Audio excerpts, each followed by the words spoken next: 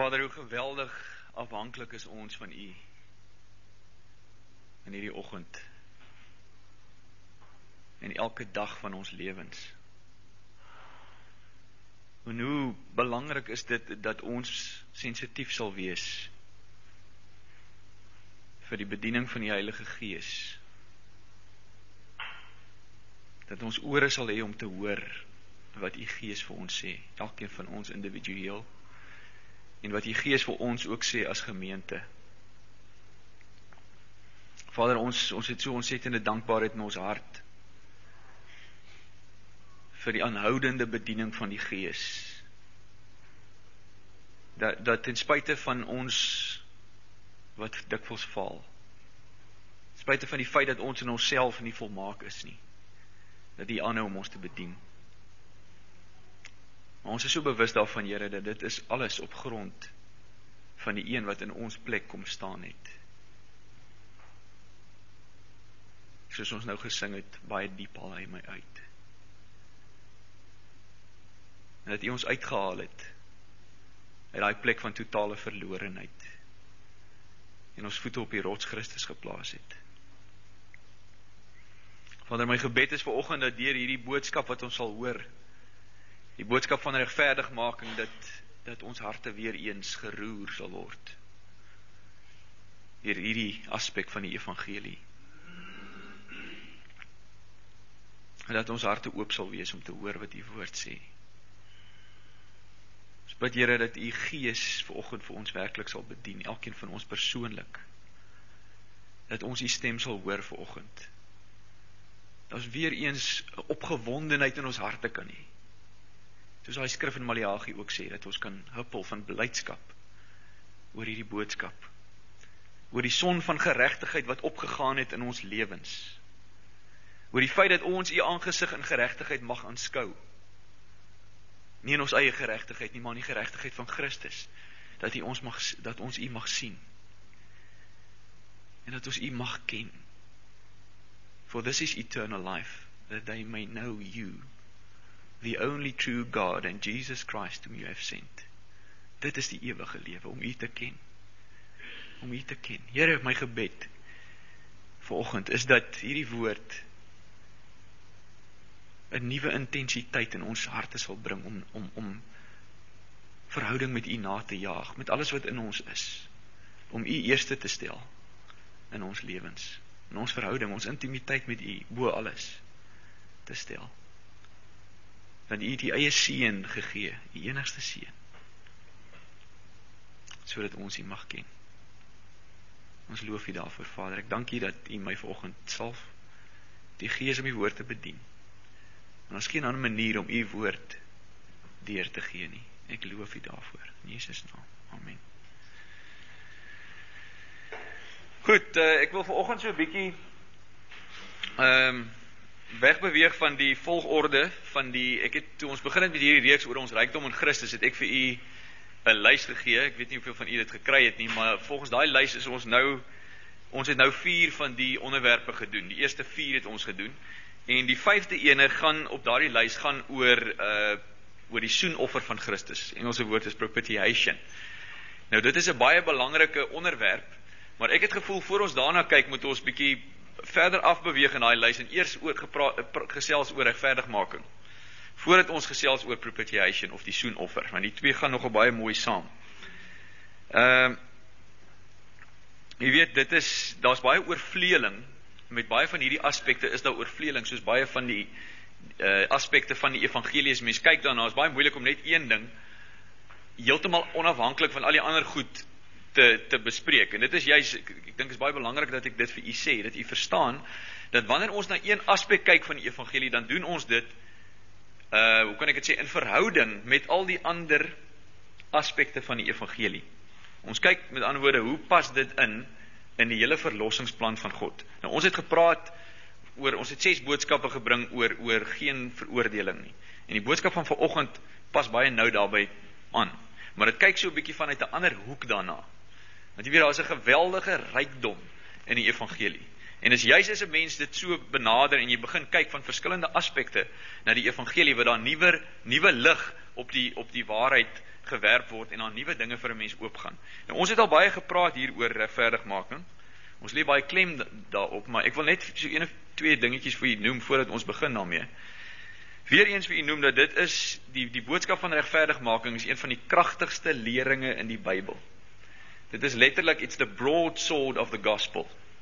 Dit sluit soveel dinge in en dit is absoluut die basis van al ons rykdom wat ons in Christus het, is dit die basis. Regverdigmaking is die basis waarop ons al die seëninge van die Here ontvang. Daar's geen ander basis nie. En dit is hoekom dit so ontsaglik belangrik is dat hierdie waarheid altyd vars sal bly in 'n mens se hart, altyd. En dat jy absoluut op hoogte sal wees oor wat is Bybelse regverdigmaking? Wat is dit? Efesiërs 1 vers 4 sê ons is op 3, ons is geseën met alle geestelike seëninge in die hemele in Christus Jesus. Maar jy sal nie daai seëninge geniet as jy nie deur die deur van regverdigmaking stap nie. En weer eens wil ek vir julle sê, dis nie 'n deur wat jy eenmaal deurstap wanneer jy tot bekering gekom het, wanneer jy tot wedergeboorte gekom het en nou het jy nie meer nodig om te dink oor daai waarheid nie. Want it's an ongoing thing. As jy nie staan op die basis van regverdigmaking nie, dan probeer jy, daar's net twee alternatiewe, dan probeer jy op 'n ander basis dit doen.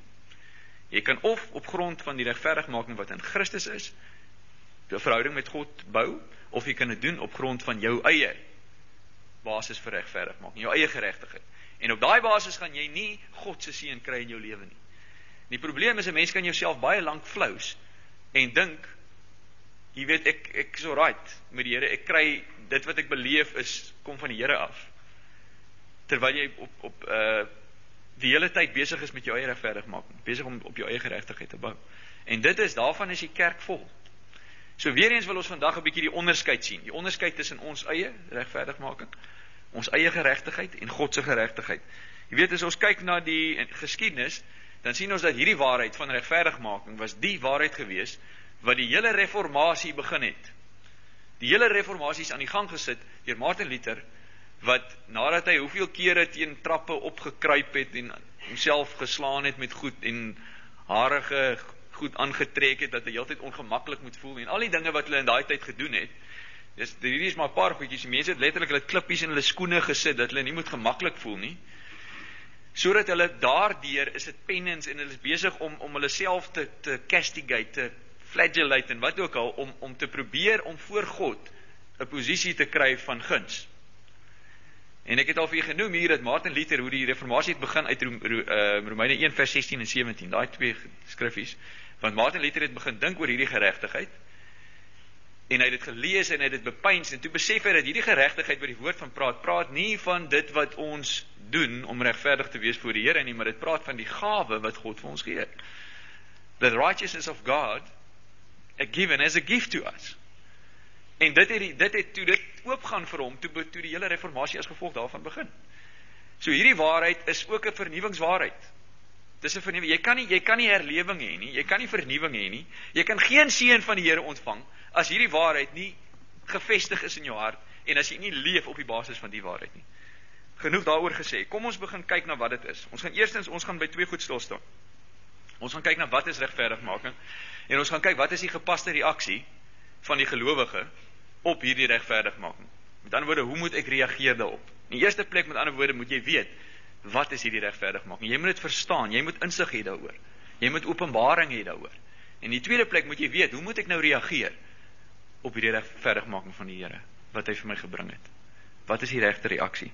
So kom ons gaan so 'n bietjie stil staan, ons raak so 'n bietjie tegnies. Ons gaan 'n bietjie kyk na die woord, as ons praat oor die betekenis van die woord regverdigmaking. As ons praat oor propitiation, gaan ons regtig tegnies raak. Volgende keer, want dit is 'n baie tegniese onderwerp. Jy moet baie mooi daai ding uiteensit. Maar in elk geval, kom ons kyk gou na die woord. Regverdigmaking. Die woord regverdigmaking as 'n selfstandige naamwoord kom net, ek dink 2 of 3 keer voor in die hele Nuwe Testament, die term regverdigmaking. Maar daar kom baie variante van die woord regverdiging of regverdigmaking voor. Regverdigmaking kom van die Griekse woord, ons vertaling regverdigmaking kom van die Griekse woord dikaiousis. Engelse woord is justification, wat deur die Strong's Woordeboek verklaar word as the act of God declaring men free from guilt and acceptable to him. Ontsettend belangrik, dat ons verstaan, it is the act of God. Justification is God in action. Dis God wat optree. God is die een wat regverdig maak. The act of God declaring men, met ander woorde, dit is nie net die optrede van God nie, maar dit is ook 'n declaration. It's a divine declaration of God, based on the work of the cross. Nou hierdie woord justification, of dikaiousis, is afgelei van 'n ander Griekse woord, waarmee ons vertaal justify, dis die woord dikaio, dis die werkwoord, to justify. En dit beteken to render righteous, or to render someone such as he ought to be, to render someone righteous. Justification is the act of God. Maar die werkwoord to justify beteken dat he renders you righteous. To show, to exhibit, to evince one to be righteous, such as he is and wishes himself to be considered.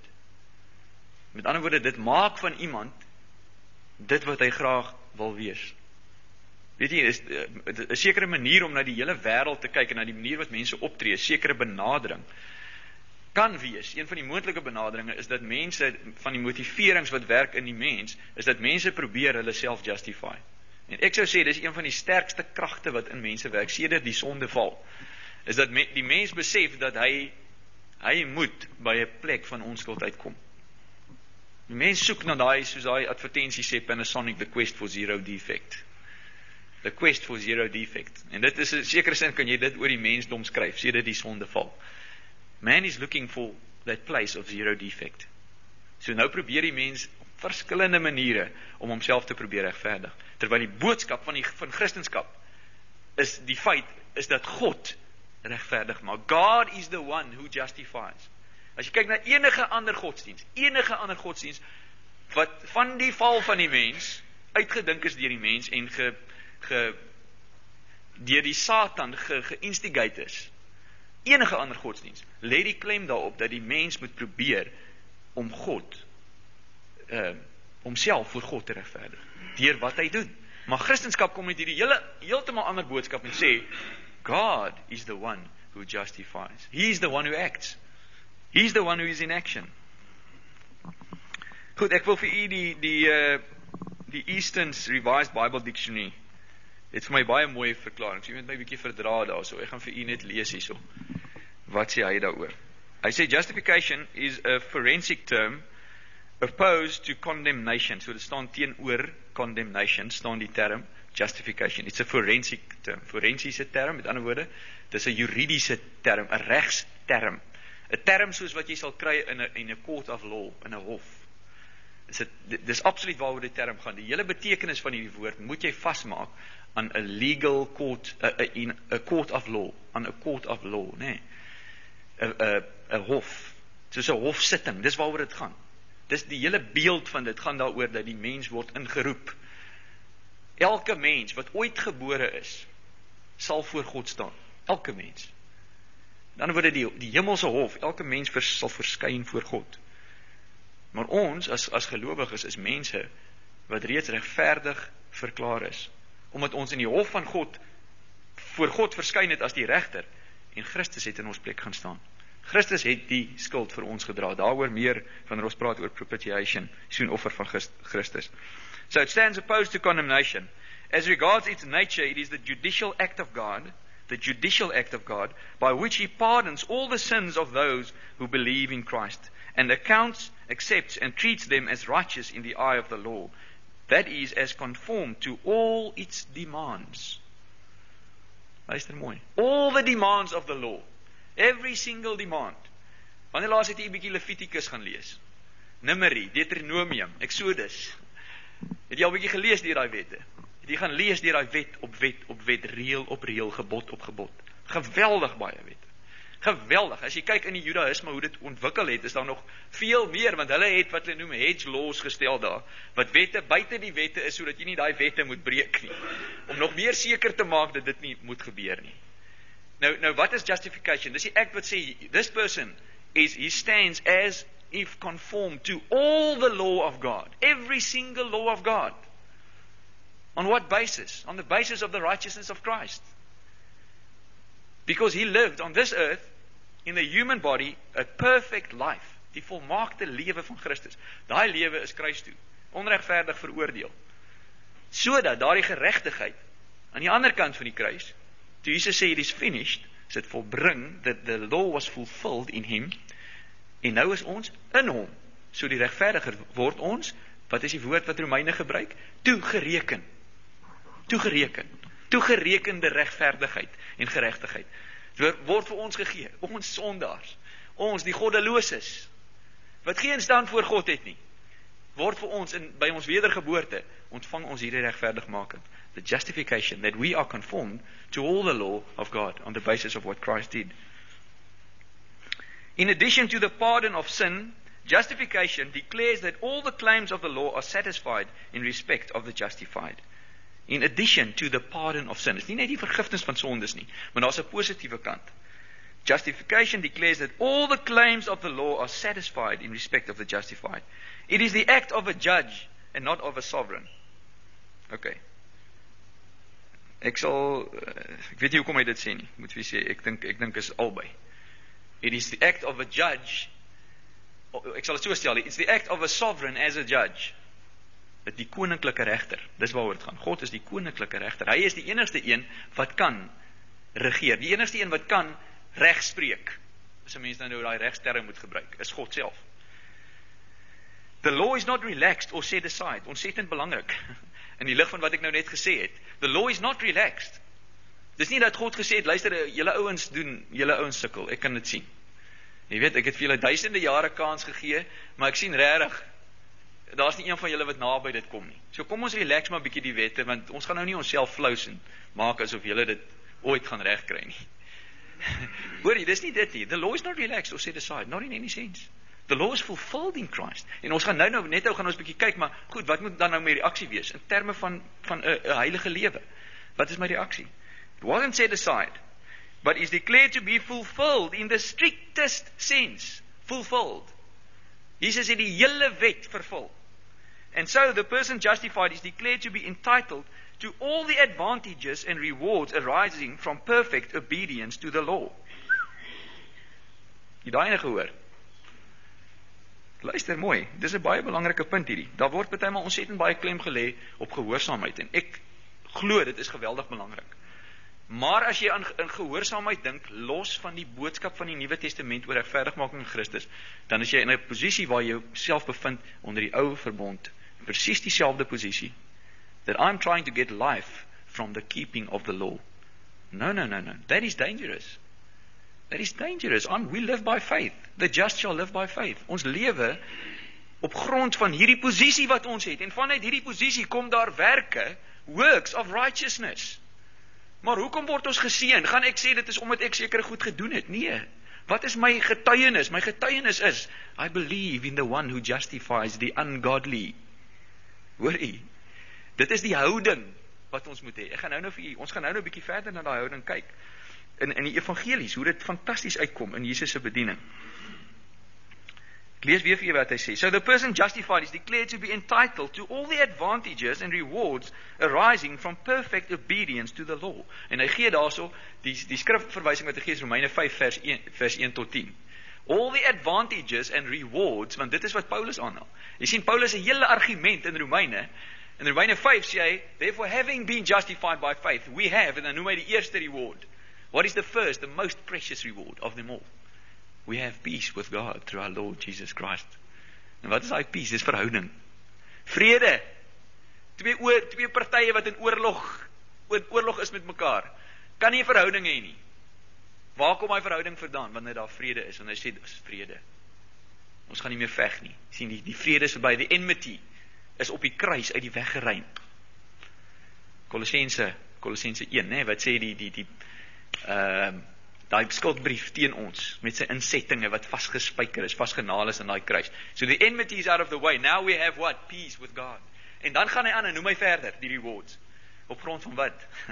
Op grond van Romeine 5 vers 1. Therefore having been justified by faith, we have peace with God. En in daai selfde hoofstuk praat hy van wat? Praat hy van wie se obedience?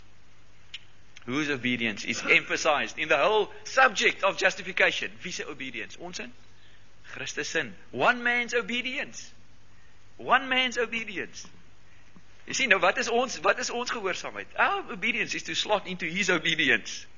Is om in te val by sy gehoorsaamheid. om ons lewe so te vind in Christus, dat ons lewe vloei vanuit sy geregtigheid, vanuit sy gehoorsaamheid. En dan is dit nie meer 'n ding dat ek kan omdraai en boast in my gehoorsaamheid nie. Of myself vergelyk met 'n ander gelowige, sê kyk hoe gehoorsaam is ek, hoekom is daai ou so ongehoorsaam?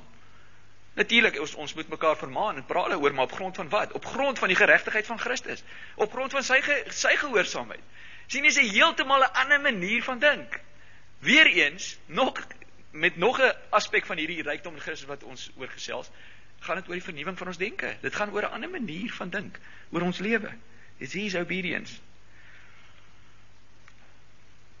It proceeds on the imputing or crediting to the believer by God himself of the perfect righteousness, active and passive, of his representative and surety, Jesus Christ. Ooh, dis mooi vir my. It's only on the crediting to the believer by God himself of the perfect righteousness of Jesus Christ, his representative and surety. Justification is not the forgiveness of a man without righteousness, but a declaration that he possesses a righteousness which perfectly and forever satisfies the law. Oh, luister weer daar.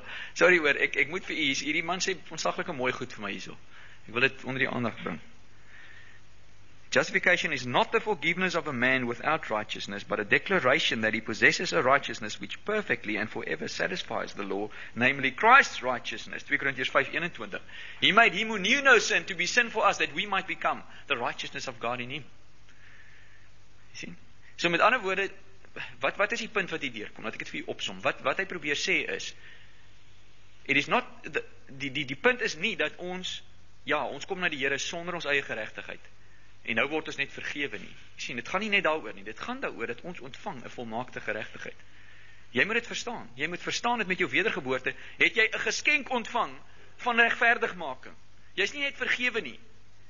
As jy dit nie verstaan nie, dan gaan jy nie, wanneer jy met jou gewone geestelike daaglikse lewe, gaan jy nie met dankbaarheid lewe, met groot genoeg dankbaarheid en met genoeg verantwoordelikheid, laat ek dit so stel, op grond van hierdie geskenk wat jy ontvang het nie. Jy gaan nie hierdie geskenk begin oopmaak en gebruik nie. Jy gaan nie lewe op grond van hierdie geskenk nie. Maar net wanneer jy het verstaan, I have received a perfect righteousness. Dis hoekom die woord sê in Kolossense 2:10, you are complete in him. Why? Because you received his righteousness. It's a perfect righteousness. The perfect fulfillment of the law in all its aspects. Maak nie saak watter puntjie, klein puntjie van die wet nie. In all its aspects it's been fulfilled. It's been given to us as a gift from God. The sole condition on which this righteousness is imputed or credited to the believer is faith in or on the Lord Jesus Christ. Met ander woorde, 'n totale vertroue. Nou saam met dit gaan natuurlik 'n houding van repentance. Ek gaan net 'n bietjie uitbrei daarop. Maar die geloof wat hy hiervan praat, is 'n totale afhanklikheid van Jesus Christus. Met ander woorde, jy kom na God toe bankrot. As 'n totale bankrot mens wat niks in jouself het nie. En jy sê, ek weet, Hemelse Vader, dat daar's net een manier wat ek voor u regverdig kan wees. En dit is deur daai offer wat u self gegee, die lam van God. Behold the Lamb of God, who takes away the sin of the world. En wanneer jy hom omhels, dan ontvang jy hierdie volmaakte geregtigheid. Faith is called a condition, not because it possesses any merit. Nou sê 'n bietjie iets oor geloof, but only because it is the only instrument by which the soul appropriates or apprehends Christ and his righteousness. The act of faith, which thus secures our justification, secures also at the same time our sanctification. And thus the doctrine of justification by faith does not lead to licentiousness. Luister mooi, saam met hierdie regverdigmaking kom nou iets anders, en dit is heiligmaking. In ander woorde, op grond van hierdie regverdigmaking is ons ook in 'n posisie van heiligheid voor God. Dit is ingesluit daarbey. Ingesluit by hierdie regverdigmaking beteken dat jy heiligheid se eerste betekenis is om afgesonder te wees vir God. Jy ontvang, jy's volmaak afgesonder vir hom. Holiness unto God, wat die priesters ook op hulle gedra het, nee, holiness unto God, dit is waar die hele priesthood gegaan het. En ons staan in daai heiligheid ook. Good works, while not the ground, are the certain consequence of justification. Good works, goeie werke, is nie die grond van regverdigmaking nie, maar is die sekere resultaat van regverdigmaking. Iemand wat regverdig gemaak is, sal goeie werke voortbring, dis wat hy sê. Ek glo dit. Glo as jy God se geregtigheid in jou het, kan jy nie anders as iets in jou. God is binne in jou, die gees van die Here is binne jou, en hy wil goeie werke doen. En as jy nie daai drang binne in jou het nie, Wat is die logiese gevolgtrekking? Jy moet gaan kyk na jou wedergeboorte. Hoekom het jy dit nie in jou nie? Ok, ons het op 'n ander stadium daaroor gepraat, sal weer nog daaroor gesels. Kom ons gaan kyk gou na 'n paar skrifte. Ons kyk na die skrifte waar hy praat oor regverdigmaking in die woord, waar die woord gebruik word. Staan gou 'n bietjie stil daarby. Ons gaan kyk na regverdigmaking en dan gaan ons kyk na die woord geregverdig. Romeine 4:25 praat van hom, hy wat oorgelewer is ter wille van ons misdade en opgewek is ter wille van ons regverdigmaking. Oorgelewer ter wille van ons misdade, opgewek is ter wille van ons regverdigmaking. Wat is die punt? Hoekom sê hy dit? Jy sien, die hele kern van die evangelie, dit wat Jesus gedoen het, why did he do what he did? For our justification. He was delivered because he was delivered for our offenses and was raised again for our justification, so that we might be justified. Romeine 5:16 sê, en nie soos deur een wat gesondig het, is die gawe nie, want die oordeel was uit een tot veroordeling, maar die genadegawe is uit baie misdade tot vryspraak. Mens kan ook sê daar tot regverdigmaking, maar die woord vryspraak bring baie mooi die wettige aspek, die wettige aspek, nie wetties nie, wettige aspek van regverdigmaking uit, want dit is 'n vryspraak. Dit is 'n vryspraak. Dit sê eintlik, you are free. You have been declared free by the highest court in the universe, the court of God. Vrygespreek. Die genadegawe is uit baie misdade tot vryspraak. Romeine 5:18 sê, daarom dan, net soos dit deur een misdaad vir alle mense tot veroordeling gekom het, so ook is dit deur een daad van geregtigheid vir alle mense tot regverdigmaking van die lewe. Een daad, he's one man's obedience, die gehoorsaamheid van Jesus Christus is vir alle mense tot regverdigmaking van die lewe. Met ander woorde, hierdie gawe is beskikbaar vir alle mense. For all people. God is holding out the gift of righteousness, the gift of justification. Die gawe van regverdigmaking hou God vir almal uit. Sê op grond van dit wat gebeur het by die kruis. In ons geskiedenis 2000 jaar gelede, regverdigmaking van die lewe. Maar intussen gaan mense aan met wat? Met hulle eie regverdigmaking, met hulle eie geregtigheid, met hulle eie pogings om voor God, om God se guns te wen. En daarom as hierdie boodskap, die boodskap wat ons vanoggend na kyk, as hierdie boodskap stil raak in Christendom, wat gebeur dan? Dan begin Christendom meng met alle ander gelowe. Jy weet mos wat gebeur vandag? Hoekom is daar nie 'n duidelike lyn nie? Kan ek vir sê wat seker die grootste rede is? Hierdie boodskap is nie helder in Christendom nie. Is nie duidelik, is nie helder nie. Mense ken nie die verskil nie. Nou word gelowiges, mense wat miskien genuinely wedergebore is, maar hulle hoor heeltyd 'n verwarrende boodskap. En nou raak hulle in hulle denke, they are muddled in their thinking. Nou kom al hierdie populêre hedendaagse ding van pluralisme. Jy weet, ons is almal dieselfde, alle gelowe is dieselfde en mense kan nie onderskei nie. Hulle begin te redeneer daaroor vanuit the natural mind. Maar as hierdie waarheid sterk is in jou hart en in jou denke, en jy hoor dit, hierdie boodskap van niks, dan weet jy mos nie, waar kan jy dit meng? Vertel my van julle geloof. Vertel my van julle geloof, moslems, of wie ook al, hindoes. Vertel my, wat is die kern? Wat maak jy met jou sonde? Sê vir my. Hoe staan jy regverdig voor God? En jy moet dit doen, jy moet vra vir die mense. Ek vra vir hulle. As ek met hulle praat, en hulle praat al rondom die issues, hierdie ding, daai ding, ek gaan reguit na sonde toe. Reguit. Dan vra ek vir hulle, sê vir my, hoe staan jy voor God? Wat maak jy? Wat is jou offer? Hoe betaal jy vir sonde? Sien, dis die enigste manier. Nou, waartoe gaan jy dadelik van daar af? Beeline to the cross, soos ou C.H. Spurgeon gesê het. Jy gaan dadelik kruis toe en jy sê, daar is die volmaakte offer, my vriend. As jy nie daai offer aanvaar nie, is daar geen offer op hierdie aarde wat jy kan bring vir God, wat kan maak dat jy regverdig voor hom staan nie. Dit is die verskil, en niemand anders wat gesterf het, daar's ouens wat kan sterf, en sê, ek doen dit vir godsdienst, ek doen dit vir geloof, ek doen dit vir God. Niemand kan betaal vir iemand anders se sondes, jy kan net vir jou eie sondes betaal. En jy sal, as jy nie vir Jesus aanneem nie, sal jy vir ewig betaal daarvoor. In die ewige verdoemenis, en die ewige hel, wat die woord van praat, dis die realiteit. Maar wat maak die boodskap van Christendom so uitstaande, dat dit uitstaan tussen ander gelowe? God is the one who justifies. Die volmaakte lam van God. God het sy seun in ons plek gestraf. En hy het die sonde gedra, die volmaakte offer. En lees maar 'n bietjie weer Hebreërs. Goed, Romeine, kom ons kyk 'n bietjie na die woord geregverdig. Romeine 5 vers 1. Omdat ons dan uit die geloof geregverdig is, het ons vrede by God deur ons Here Jesus Christus. Weereens die tye van die werkwoord. Wat sê hy daar? So omdat ons dan uit die geloof geregverdig sal word, het ons vrede by God. Jy sal nie op daai basis vrede by God kry nie. En dan gaan jy werk na daai geregtigheid. Ons staan hier vandag as mense wat staan in die geregtigheid van Christus. Anders kan ons hier saamkom nie, anders wil ek eers hier saamkom nie. Ek stel nie belang daarin nie. Hardloop ver weg. So ons hier op ons eie geregtigheid moet kom staan. Maar ons staan in die regverdigmaking van Christus. We have been justified, having been justified by faith, sê die Engels. We have peace with God through our Lord Jesus Christ. That is the basis on which we stand before Him. Romeine 3:24 sê, en hulle word deur sy genade sonder verdienste geregverdig deur die verlossing wat in Christus Jesus is. Hulle word deur sy genade, baie belangrik, sonder verdienste. Ons gaan nou 'n bietjie kyk na die sonder verdienste. Maar ons gaan eers gou na Romeine 8:30. En die wat hy van tevore verordineer het, die het hy ook geroep.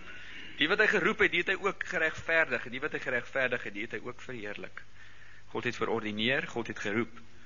En dan het God wat gedoen? Hy het geregverdig. Because if you do not receive His justification, there is no hope for any relationship of any kind with the holy God, the 100% holy God of the universe. No relationship. Slegs op grond van hierdie gawe van regverdigmaking. 1 Korintiërs 6 vers 11. En dit was sommige van julle. Nou Paulus is mos, jy weet mos, hy's met die Korintiërs praat hy, daar was baie sonde in daai gemeente gewees. Nou sê hy vir hulle, sommige van julle was soos, hy praat van die heidene se lewenstyl, maar julle het julle laat afwas, maar julle is geheilig, maar julle is geregverdig. Hierso in die een versie praat hy van die posisionele heiligmaking en die posisionele regverdigmaking van die gelowige. Hoe bespreek hy hierdie ouens aan, hierdie Korintiërs wat gesondig het, hulle was besig met sonde. Hy sê, luister ouens, julle verstaan nie julle posisie nie. Julle was soos dit gewees, maar nou is julle anders. Julle is geheilig, julle is gewas, julle is geheilig, julle is regverdig gemaak. In die naam van ons Here Jesus en die gees van ons God. Titus 3 vers 7 sê, sodat ons geregverdig deur sy genade erfgename kan word, ooreenkomstig die hoop van die ewige lewe. Sodat ons geregverdig deur sy genade, erfgename kan word, ooreenkomstig die hoop van die ewige lewe. Hoe word jy erfgenaam? Hoe neem jy jou erfporsie in besit in die Here? Geregverdig deur sy genade, om op daardie basis jou Christelike lewe te leef. Goed, wat is die klassieke gedeelte in die woord oor regverdigmaking? Die locus classicus, die klassieke gedeelte. Watter boek sou u sê in die hele Bybel sal hierdie gedeelte bevat wat ek nou vir u gaan gee, oor regverdigmaking? What is the book about righteousness? The one book, weet u? Romeine, nee. Romeine is die boek. En die gedeelte is spesifiek waar hy die meeste daai onderwerp in net 'n paar verse saamvat, die intensiteit van die onderwerp vasvat, is in Romeine 3 vers 21 tot 30. Miskien moet ek net so vinnig vir die agtergrond gee. Paulus het mos nou eerste ding wat hy daar gedoen het in Romeine is 'n fantastiese boek. As jy wil verstaan die basis van jou Christelike lewe, 2 boeke wil ek vir sê, Romeine en Galasiërs. Galasiërs is the freedom charter of the Christian. Dit is wat Martin Luther het gesê, Galasiërs is sy boek. Dis die vryheid, want omdat daai boek deel met die negatiewe kant, die condemnation, die wettisisme, en Paulus bring 'n klomp goed uit, maar rondom regverdigmaking in die lig van die teenoorgestelde, die mens wat sy eie geregtigheid probeer bewerkstellig. Maar in Romeine hanteer hy net soos dit is, die onderwerp van geregtigheid. En jy weet mos wat doen Paulus, hoe hy sy benadering, hy vind eers, nadat hy daar inleiding gegee het in die eerste 17 versies, in Romeine 1, dan begin hy om die mens skuldig te vind, die mens in die wêreld, en dan ook die godsdienstige mens. En hy vind hulle almal skuldig, en dan som hy dit op, in Romeine 3 vers, en jy weet mos dan in Romeine 3 vers 9 begin hy, en dan lê hy uit, dan noem dan gee hy 'n synopsis, 'n kort samevatting, in 'n profiel van die mens, soos wat hy sonder Christus voor God is. As hy nie in Christus glo nie, hoe lyk die mens voor God? En dan vat hy het saam, hy sê in vers 19, hy sê, nou weet ons dat alles wat die wet sê, hy dit sê vir die wat onder die wet is, sodat elke mond gestop en die hele wêreld voor God doemwaardig kan wees. Aangesien hy die werke van die wet, geen vlees voor hom geregverdig sal word nie, want deur die wet is die kennis van die sonde. Kennis van sonde. Hy sê die doel van die wet was nie sodat die mens voor God daardeur regverdig kan word nie, want die mens kan dit nie doen nie, as gevolg van die sondeval. Kan die mens nie deur die wet, die mens kan nie die wet hou nie. Hy sê maar die doel van die wet is om die sonde uit te lig. Hy sê geen vlees sal deur die werke van die wet voor hom geregverdig word nie. Hoekom nie? Want God eis hoeveel regverdigheid eis God? 70%, 60%, 50%, 100%. Niemand kan 100% gee nie. Dis die probleem. Goed, kom ons nou lees nou gou saam. Romeine 3 vers 21 tot 30. Maar nou, sien hy het nou dit alles saamgevat en nou sê hy in kontras met die mens soos wat hy in homself is en soos wat hy in sy eie werke om probeer regverdig voor God. In kontras daarmee, kom ons kyk, sê Paulus nou hier, na die geregtigheid van God. Hy sê, maar nou is die geregtigheid van God geopenbaar sonder die wet, terwyl die wet en die profete daarvan getuig. Die geregtigheid naamlik van God deur die geloof in Jesus Christus vir almal en oor almal wat glo, want daar is geen onderskeid nie. Want almal het gesondig en dit ontbreek hulle aan die heerlikheid van God. Jy weet mos hierdie bekende versie Romans 3:23. Enige ou wat al evangelisasie gedoen het of uitgegaan het, mense te bedien op die strate of by hulle huise of whatever, die eerste ding wat hulle vir jou sê, Romeine 3:23 moet jy ken. Nou dit is in hierdie perikoop, in hierdie versies van regverdigmaking, maar dit is waar jy moet begin. Sien, om te wys, jy is skuldig, almal is skuldig voor God. Almal het gesondig en ontbreek hulle aan die heerlikheid van God. En hulle word deur sy genade sonder verdienste geregverdig deur die verlossing wat in Christus Jesus is. Nou op hierdie punt, by hierdie versie, by hierdie term sonder verdienste, wil ek hê ons moet net gou vinnig kyk na hoe ontvang jy hierdie regverdigheid? Hoe ontvang jy hierdie geregtigheid? Hierdie justification? How do you receive it? What is the attitude in which you have to approach God if you want to receive this righteousness, this justification? Want Paulus sê hierso, hulle word deur sy genade, baie belangrik, sonder verdienste geregverdig. En dit het iets te doen met die houding waarna toe jy na God moet gaan. As jy hierdie regverdigmaking wil hê, dan moet jy so kom, sonder verdienste. En dit sien ons in die evangelies. Ons sien daar, ek wil net vir u twee goed onder die ander bring. En dan gaan ons ook gou na Romeine 4 kyk. Lukas 18 vertel Jesus hierdie gelykenis wat u ken. Dis 'n baie bekende gelykenis, maar hierdie gelykenis wil jy moet bietjie in hierdie lig vanoggend daarna kyk. Dit is die houding waarmee jy na God toe moet kom as jy daardie regverdigmaking wil ontvang. Sê en hy het ook met die oog op sommige wat op hulle self vertrou dat hulle regverdig is. Luister mooi. Die wat op hulle self vertrou dat hulle regverdig is, né? Wie was dit? Veral in daai tyd was die Fariseërs geweest. En die ander verag, het hy hierdie gelykenis vertel.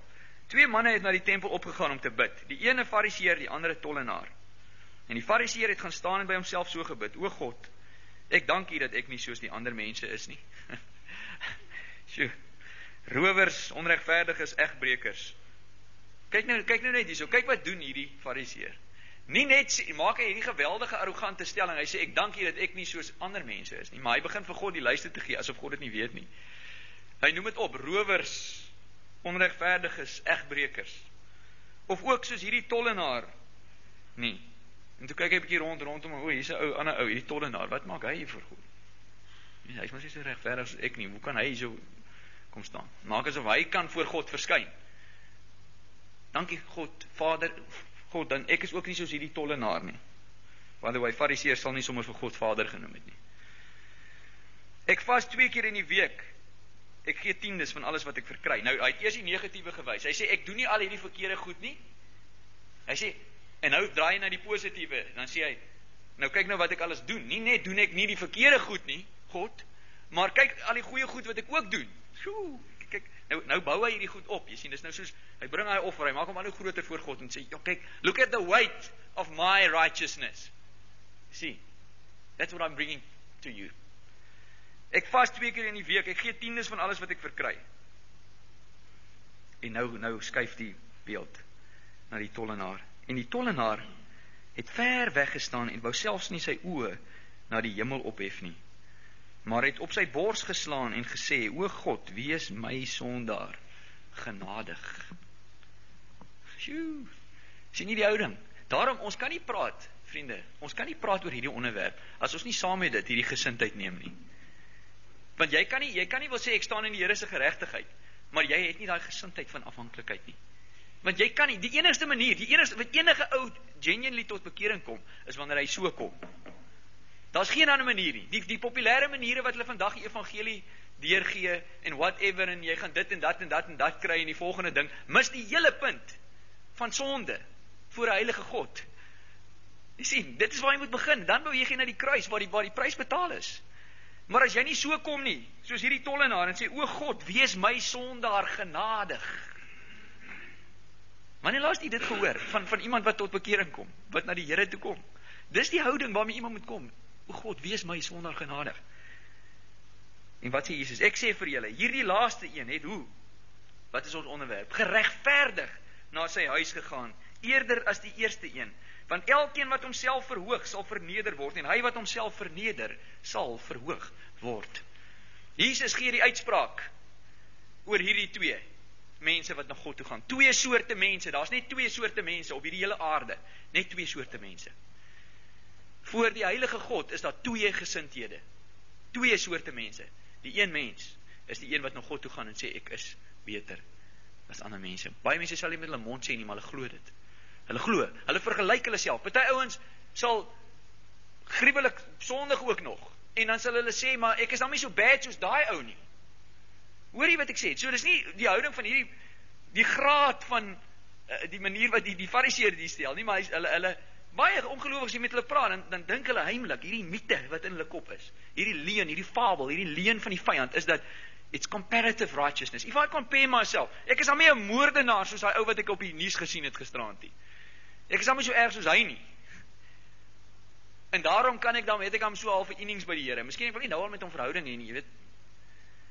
So Augustinus gebid het voor hy tot bekering gekom het, give me chastity, but just not now. Not yet.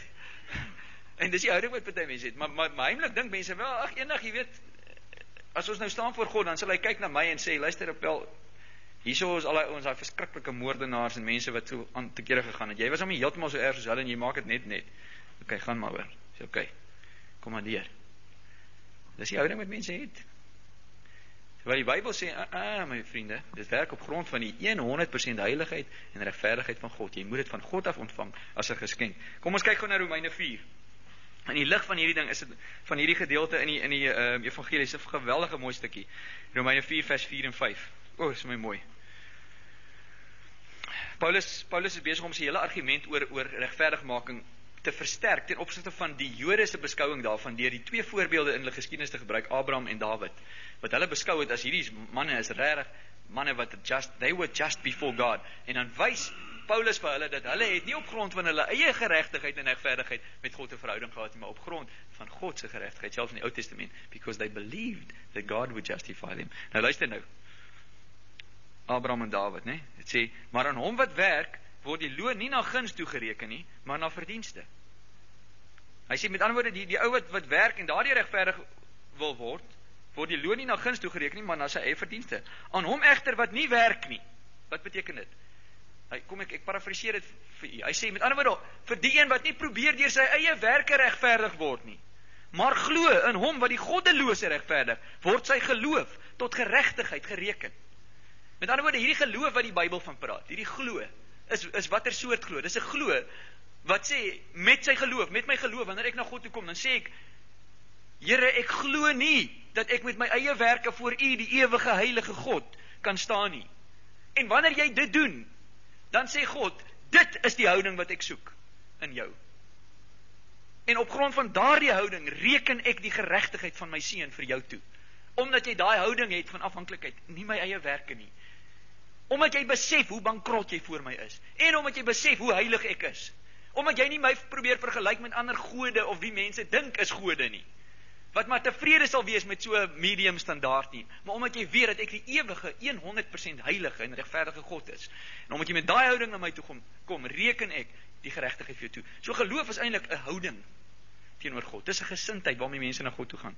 Maar luister, let bietjie op, wat sê hy? Die woordjie wat ek onder die aandag wil bring in hierdie versie is die woordjie hom wat die goddelose regverdig. Partykeer kom die boodskap deur in die kerk dat God regverdig die regverdige. Die ou wat klaar eintlik redelik regverdig is en daarom regverdig die Here hom. Nee, die Bybel sê God regverdig die goddelose. Met ander woorde die persoon wat dit besef, wat besef hy is die goddelose. Wat nie in homself God se regverdigheid kan verdien nie. Met ander woorde die houding van daai sondaar wat Jesus van gepraat het. O God, wees my arme sondaar, wees my genadig. God regverdig die goddelose. Die ungodly. En dan kyk ons gou na Lukas 15. Wat ook deurkom, die hele houding van die verlore seun. Nou maak nie saak hoe jy dit wil, of jy nou wil sien die verlore seun as 'n ou wat tot bekering gekom het vir die eerste keer, wat tot wedergeboorte gekom het, of wat jy nou wil sien as 'n teruggevalle persoon, wat weer terugkeer na God. Die punt bly dieselfde, die beginsel bly dieselfde. Dit gaan oor hierdie gesindheid waarmee jy, die enigste gesindheid waarmee jy na die lewende God toe kan gaan. Daar's geen ander manier nie. God sal nie luister na jou nie. God luister nie na mense wat op grond van hulle eie werke na hom toe kom nie. God luister nie na sulke mense nie. Sy oor is doof vir dit. God luister na hierdie paar stukkies wat ons nou hier uit die woord het al. Daarna luister God. Luister, kyk wat is God se reaksie. God se reaksie op hierdie seun se gesindheid. Luister wat gebeur. Jy ken die storie. Ons stel dit op van vers 18 af in Lukas 15. Hierdie seun sê, ek sal opstaan. Hy het nou begin dink daar in die varkhok waar hy was. Die varkhok van sonde. Sê, ek sal opstaan en na my vader gaan. En ek sal vir hom sê, Vader, ek het gesondig teen die hemel en voor u. Sien, God wat die goddelose regverdig maak, wees my genadig. Ek het gesondig teen die hemel en voor u. En ek is nie meer werd om u seun genoem te word nie. Maak my soos een van u huurlinge. En hy het opgestaan. Hy het nie net dit gesê nie, hy het dit gedoen. Hy het nie net dit gedink nie, hy het dit gedoen. Hy het na sy vader toe gegaan. Hy het opgestaan na sy vader gegaan. En nou, kyk wat kom hierdeur, ontsaglik mooi. Hoe reageer God teenoor daardie gesindheid? En toe hy nog ver was, het sy vader hom gesien en innig jammer vir hom gevoel en gehardloop en hom omhels en hartlik gesoen. En nou luister weer eens, luister die seun se houding. En die seun sê vir hom, Vader, ek het gesondig teen die hemel en voor u. Weer eens, mense gesondig teen die hemel en voor u. Dit is wat 'n mens moet verstaan as jy by wedergeboorte wil uitkom. En ek is nie meer werd om u seun genoem te word nie. En ook vir 'n teruggevallene wat terugkom na God. Maar die vader sê vir sy diensknegte, luister wat doen die vader. Die vader ignoreer wat die seun sê. He doesn't keep on harping on, ja, kom ons dink 'n bietjie oor wat jy alles gedoen het. Waar was jy oral gewees? Vertel bietjie vir my. Vertel my waar jy oral by daai varkhokke gaan rondhang het. Sien jy wat doen die vader? Hoekom doen hy dit? Omdat hy sien, hierdie seun het repentance, hy het ware bekering in sy hart. Dit is die houding wat God soek. Dit behaag God, daai gesindheid. Wat sê die vader dadelik? Hy sê, die vader sê vir sy diensknegte, bring die beste kleed. Wat is die beste kleed? Die kleed van God se geregtigheid, nie ons eie geregtigheid nie. The Lord our righteousness. Jesaja gebruik hierdie term vir God, een van God se name. Die Here ons geregtigheid. Hy sê maar vir sy diensknegte, bring die beste kleed. The robe of his righteousness, not mine. Trek hom dit aan, gee ring vir sy hand. Verbond met God, met ander woorde, skoene vir sy voete. Nuwe rigting in die lewe. Die roeping is herstel. En bring die vetgemaakte kalf en slag dit. Feesviering wat kom vanuit hierdie posisie voor God. 'n Lewe van blydskap. En laat ons eet en vrolik wees. Sien jy dit vrolik? Wat is die koninkryk van God, Romeine 14:17?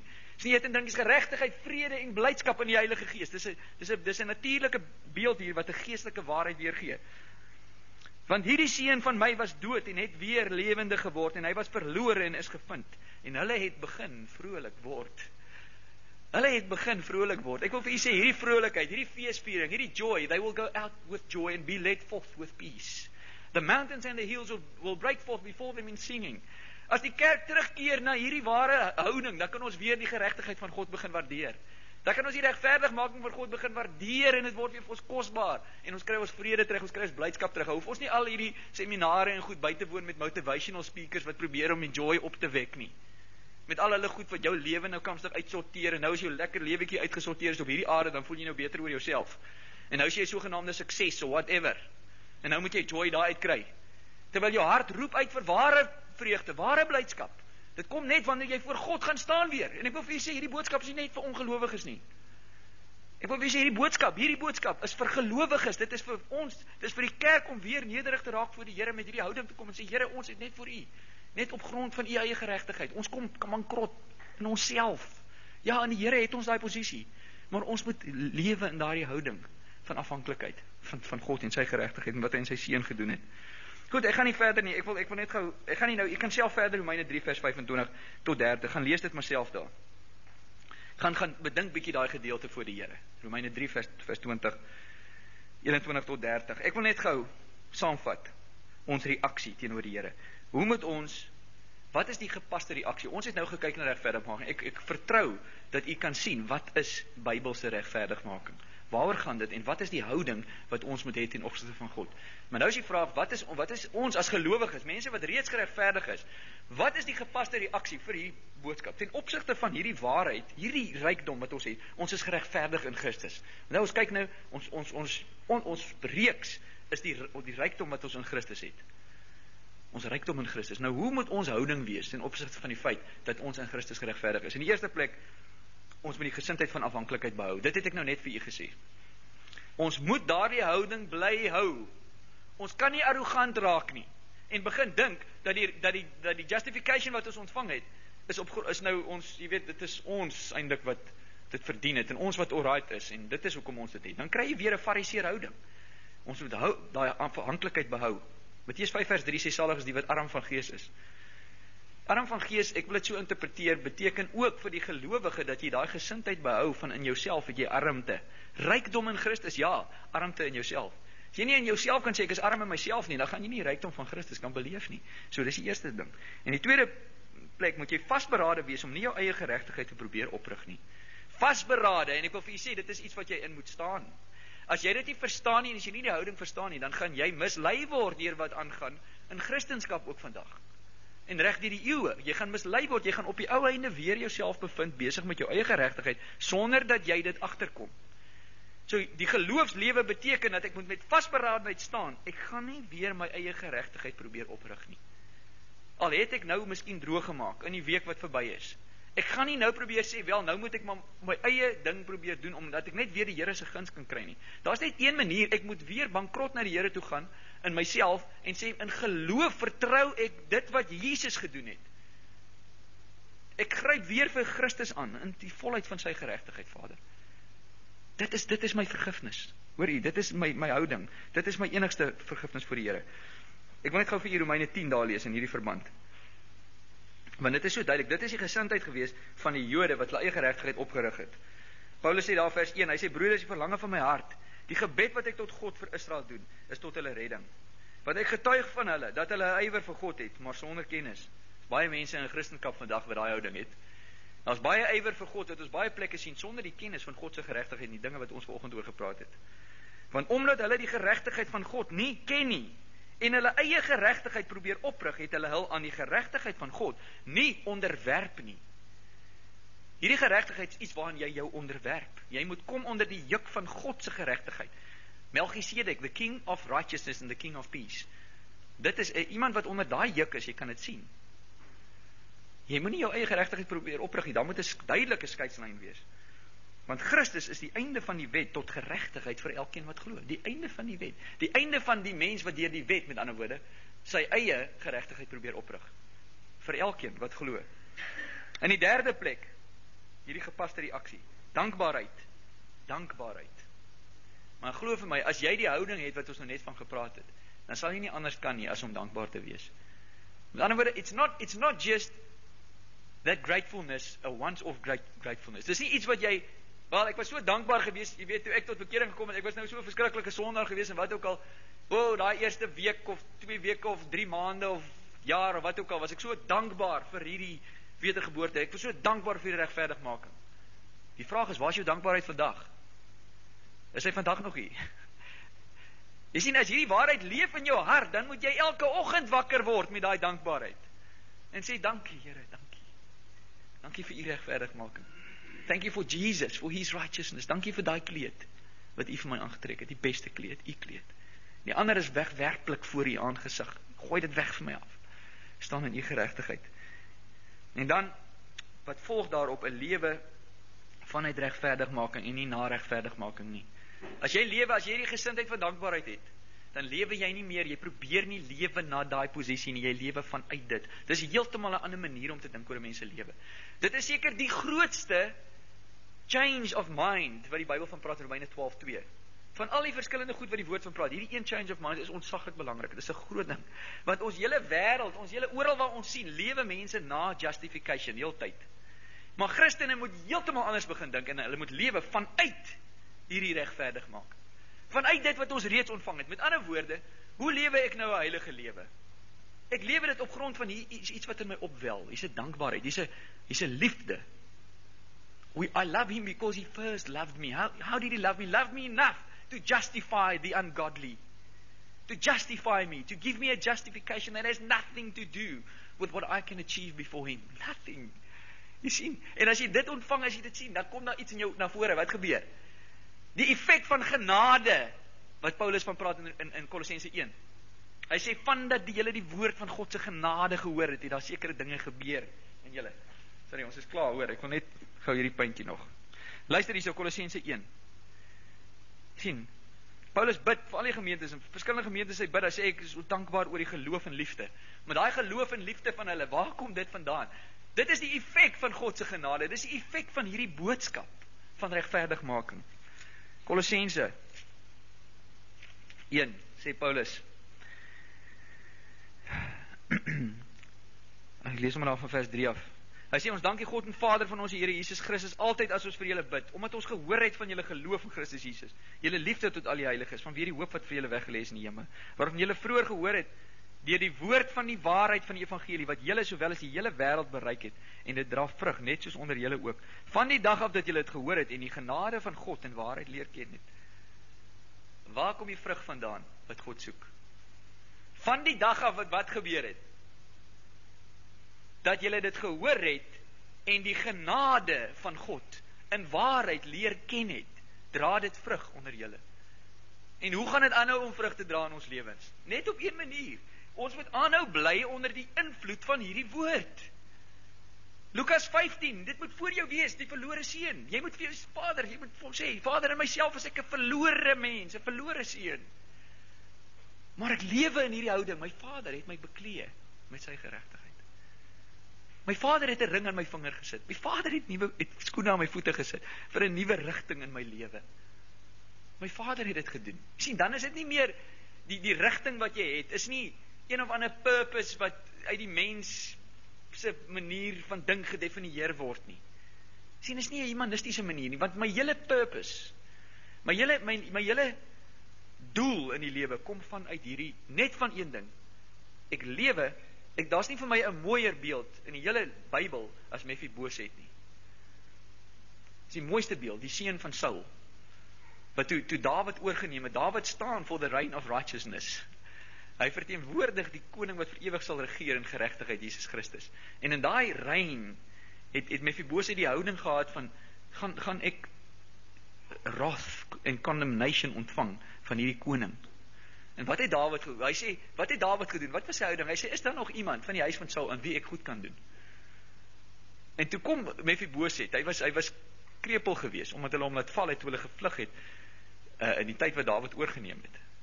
Die bedienaar het hom laat val, sê die woord. Persoon wat oor hom aangestel was. En die krepelhouding beteken dat sy hele lewe lank het Mephiboset, was hy voor Dawid 'n krepele in die sin dat dit wys, I don't have any power in myself. Wat sê Dawid vir hom? Luister man, ek gee vir jou grond, jy sal in my huis leef en eet van nou af.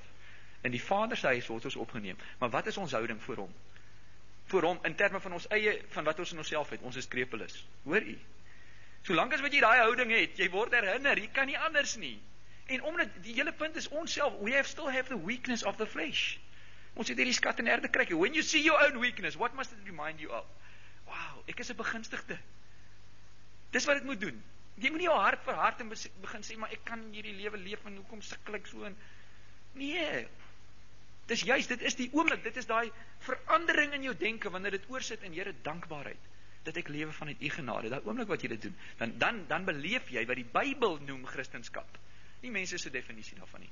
But die Bybel noem Christendom because his grace has an effect on your heart.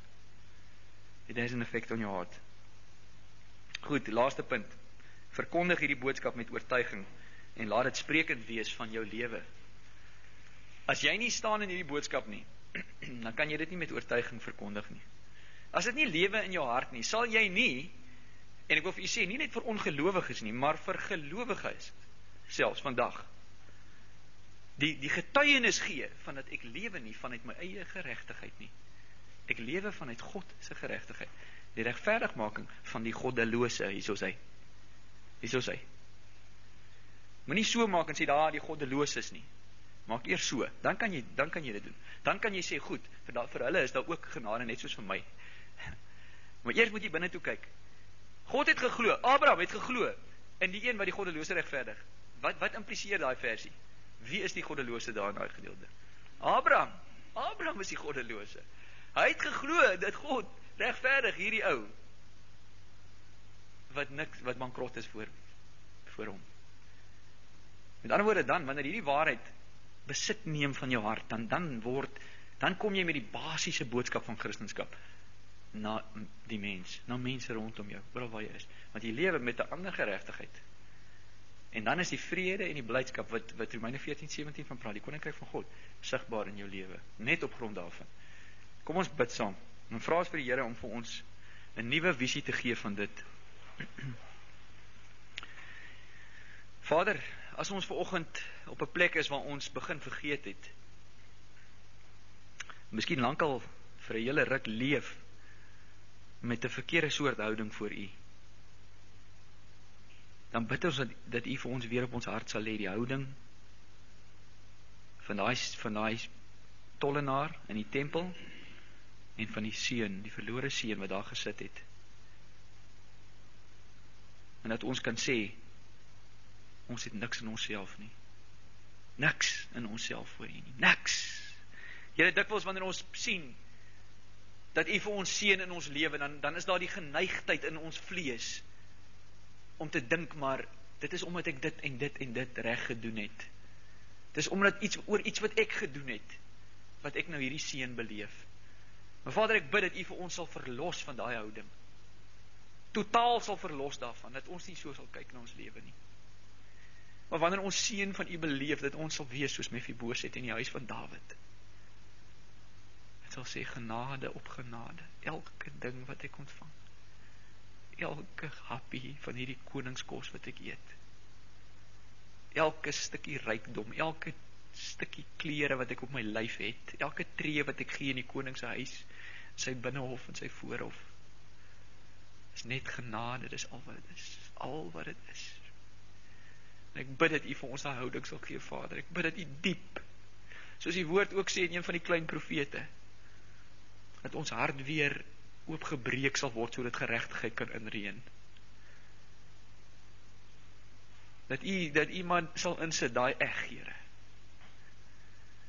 U eg in ons hart, in die grond van ons hart, en maar sal opbreek waar dit hart geraak het weer, Here. Sodat U geregtigheid weer van vooraf kan inreën. En ons weer daai kinderlike eenvoud van die Christelike lewe sal leef.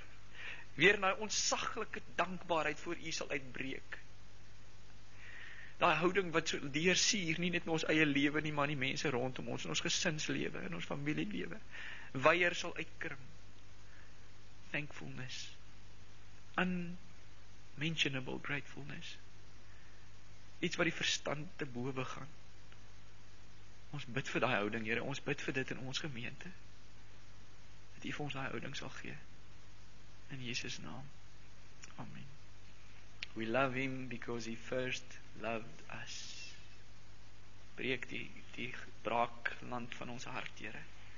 Breek dit oop voor U, sodat U geregtigheid kan inreën. Die leraar van geregtigheid, Jesus Christus. Mag die genade van ons Here Jesus Christus, die liefde van God die Vader en die gemeenskap van die Heilige Gees met ons almal wees. Amen. Dankie, Vader. Yes.